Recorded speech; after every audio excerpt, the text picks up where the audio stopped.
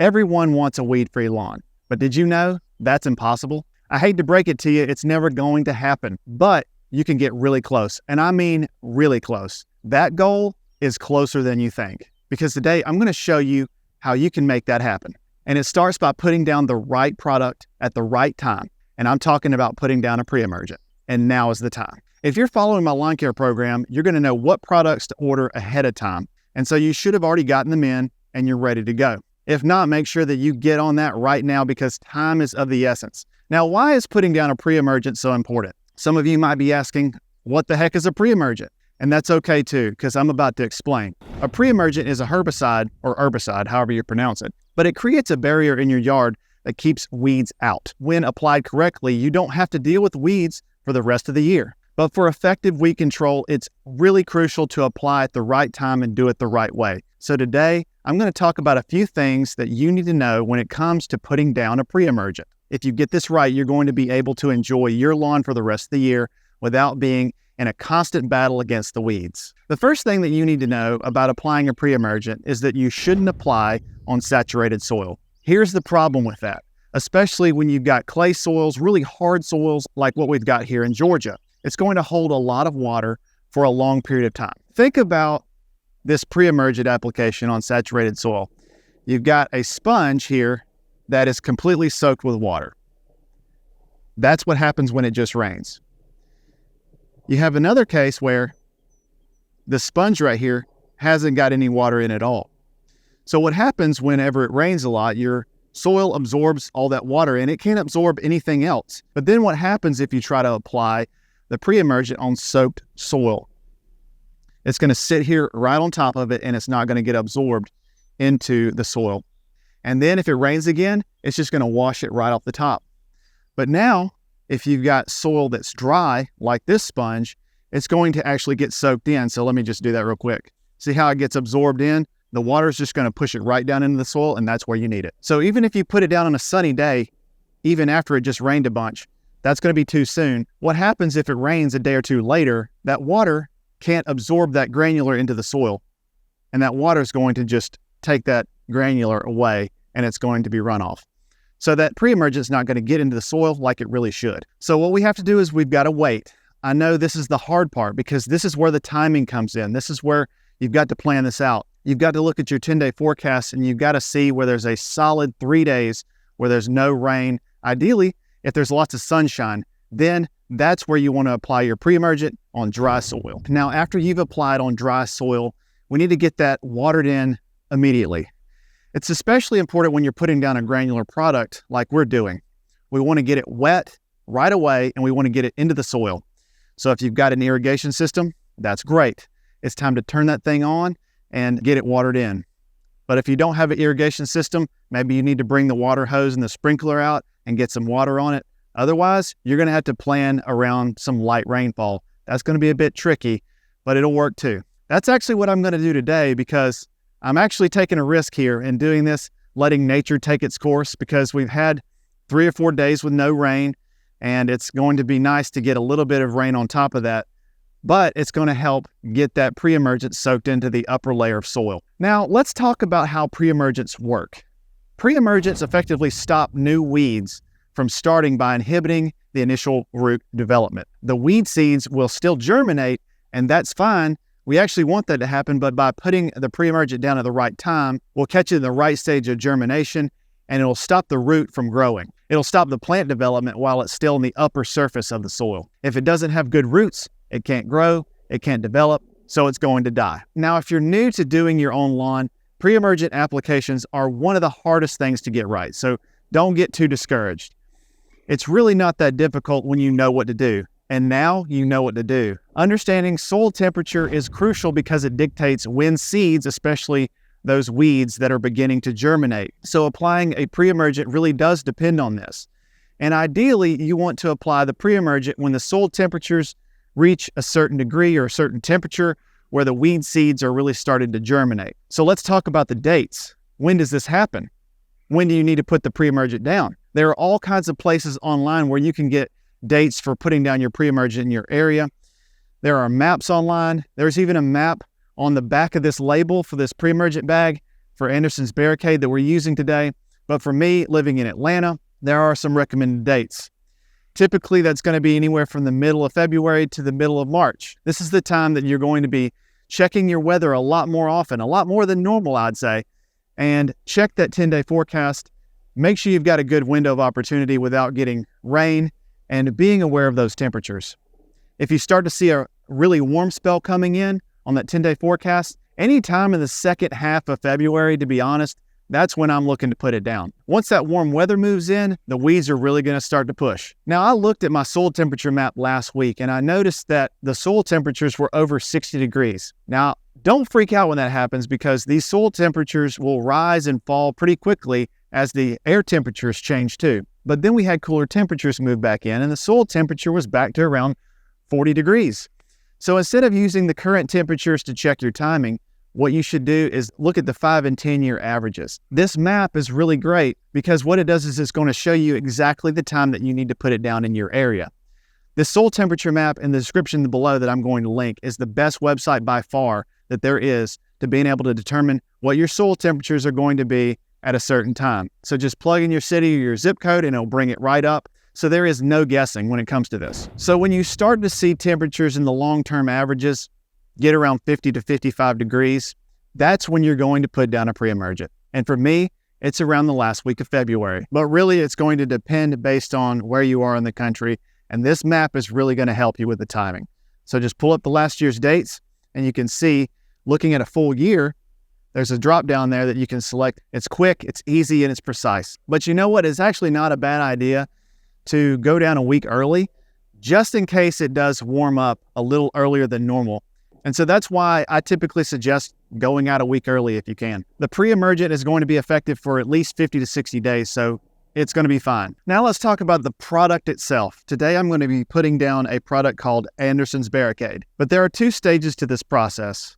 Today is the first stage. We're going to put down the granular. And then 2 to 3 weeks after this, maybe in early to mid-March, I'm going to come out with a liquid product. And this liquid product has both pre-emergent and post-emergent ability. So anything that already exists that's sprouted up into our lawn, that's going to help take it out too. And these products are really great against crabgrass and poa annua. I have no idea. I've heard it pronounced so many different ways. It's just a very common grassy weed that we have in our area. Most pre-emergent treatments are going to be effective for about 80 to 85, 90% of the time. That's if you do it right. So there's still going to be some weeds that sneak through our first line of defense, and that's why coming in 2 or 3 weeks after putting down that granular, we're going to be applying that liquid pre-emergent. It's going to help catch anything that might have been missed on that first round. So this is like doing a 1-2 punch, and it works really well because I don't have to come out during the growing season or during summertime, pull out the weed killer and attack weeds all the time and possibly damaging my lawn in the process. That's why pre-emergent is so important.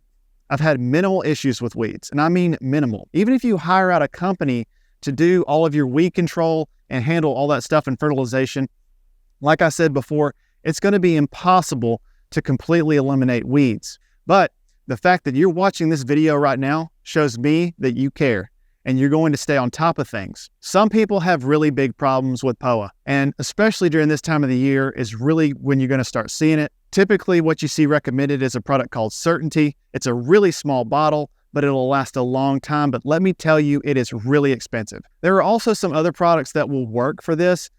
I can't say that I recommend them because I've never used them before, but I'm going to go ahead and link them in the description just so you don't have to do any more research on it. But I've seen that a product called Negate works really good against Poana. These products are professional grade, but they'll last a long time. So once you get past the sticker shock, the price per ounce is actually cheaper in the long run because it's something that is more concentrated than what you'd get at the local store. And actually, I think I might have talked myself into getting this for the next time around. Again, they should work well, but I can't say that they'll work really good because I haven't used them myself. I just like to be careful whenever I go and recommend things that I haven't used. If you don't have a major infestation, I would suggest using something like Image. I've used that plenty of times and it works really good against nutsedge and POA. It'll take at least 2 to 3 weeks before you start to see some yellowing and it actually taking effect. Now, there's one thing that I cannot stress enough when it comes to putting down pre-emergent, because you should never apply to new sod or new seeded areas. If you have new sod, or if you just planted new seed in your lawn, you're going to want to hold off putting down that pre-emergent for a while. My brother-in-law is getting ready to seed his backyard, and I had to remind him to make sure that he held off on the pre-emergent, at least in that area. His front yard's fine. Just don't put the pre-emergent down where he's seeding in the backyard. Also, my brother and his wife are moving into a house. They're redoing it right now. They put some sod down in the middle of late last summer. It was last year, so almost immediately they got some weeds. Normally, you're going to do a fall pre-emergent, but I was telling them, hey, you need to hold off on doing that pre-emergent until later, at least until spring, which is now. Because remember, pre-emergent inhibits growth. So you don't want to put that pre-emergent down on new sod or new seeds because those roots are really shallow. That pre-emergent is not going to discriminate between new grass seed and new weed seeds. So if you have a new sod, you want to give it plenty of time to let that grow in, get a full season of growth before putting down a pre-emergent. So if you're like them and you just put down sod last year, you've had a full season of growth, it'll be perfectly fine to put down the pre-emergent now. And this is just what I was telling them last week. Now is the time. Go put down your pre-emergent. If you had new sod or new seed down late last fall, you should probably wait. I know it might be killing you, but you just need to chill a little bit, give it a full season of growth, let your new lawn grow. Let your lawn take root. Then come in later, you can take out all the weeds, and trust me, you'll be able to take out those weeds really fast, so don't worry about it. All right, so now it's time to get that pre-emergent down. I got this new spreader, and I can't wait to use it.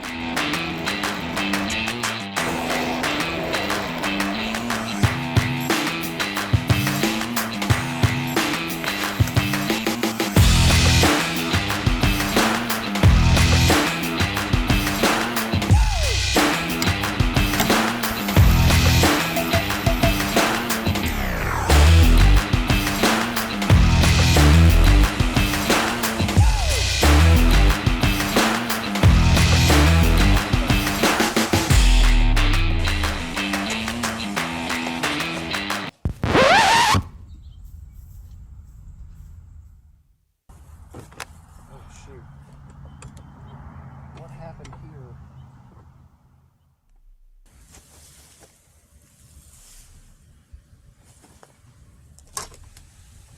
Oh, shoot. So I was just putting down that pre-emergent and I had a bit of a fail. This thing right here popped off. From the looks of it, I'm pretty sure that I didn't tighten down a nut that's up near the handle. And let me show you a second what it looks like. So right up here where the lever is, it's upside down. Let me turn.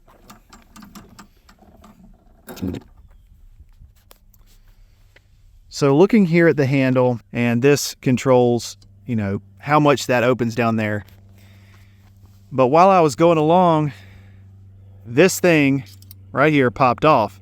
And I believe it goes right here because I had to tighten that back down just so that it would stay in place. Now I'm going to have to look it up and see how I can fit this back on there because it's not very clear how it's supposed to go back. I got my pre-emergent nice and heavy in that one spot right over there. Hopefully it won't be that big of a deal. Luckily, I didn't lose too much of a product and I was able to get the rest of the yard taken care of. It's a good thing that I do 2 rounds of pre-emergent. It was a bit of a fail, that's for sure. So, yeah, fun stuff. Normally you want to go ahead and wet that in. If you got an irrigation system, that's great. You could go ahead and do that. But I'm just going to use the natural rainfall to take its course. And there we go. That was the perfect time to get that pre-emergent down right before the rain came. My first impressions of this new spreader is, wow, why didn't I get one of these sooner? Because it's so smooth. The granulars don't get stuck at the bottom like they did with my other spreader, but it's going to take a little bit of getting used to versus my cheaper Scott spreader. It's kind of like driving a new car. You just kind of got to get used to it. But when you put that lever open on this new spreader, you better start walking because it's going to start coming out. It's got a much wider spread on it. And I think I got done in probably half the amount of time, whereas it did before. As we wrap up, I'm going to get my blower out and I'm going to get all these granulars off the concrete, off the sidewalks and the driveway. We don't want to leave any of that product out on the concrete.